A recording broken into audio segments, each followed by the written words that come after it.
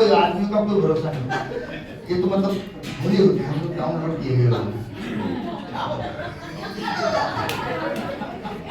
वो क्या हुआ, नई नई शादी हुई, नई नई बहू आई, सास थोड़ी कड़क थी जैसे कि होती है, सभी होती है। अब उसने सब पहले दिन अगले दिन शादी के बहुत सारे कपड़े थे, नए कपड़े थे, बहू के सामने रख दिए। उसकी मेहंदी भी नहीं होती थी, धो। अब बहू बेचारी क्या कर सकती, धोने लगी, डंडे से उसने फूटे, कपड़े फट गए। सासू ने चिल्लाया, बोला शर्म नहीं आई, नए कपड़े थे तूने फाड़ दिए। बोला सासू जी आज पहला दिन था और फिर ये तो कपड़े थे।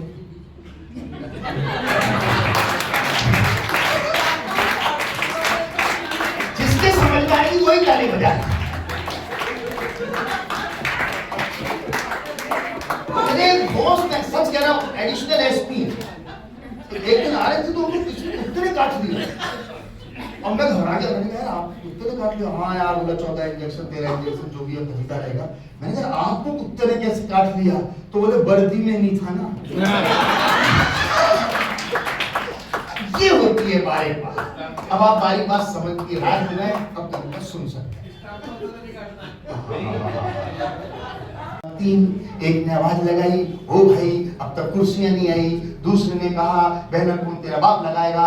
तीसरा बोला अबे चीफ गेस्ट भी नया नया टाइम से ही आएगा। चीफ गेस्ट की सुनकर मैंने कहा यूं घबराते हो क्यों, आज का चीफ गेस्ट मैं ही हूं।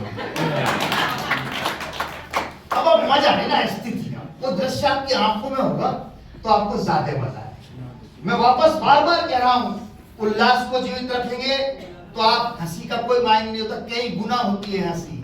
उल्लास नहीं है तो शब्द भी निकल जाएगा, भाव भी निकल जाएगा। हुआ यूं, मैंने कहा आज का चीफ गेस्ट मैं ही हूं। चीफ गेस्ट का नाम सुनते ही तीनों ने एक दूसरे का चेहरा देखा।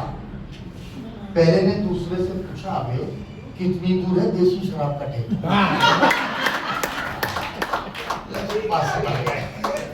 आप समझ लो मजा।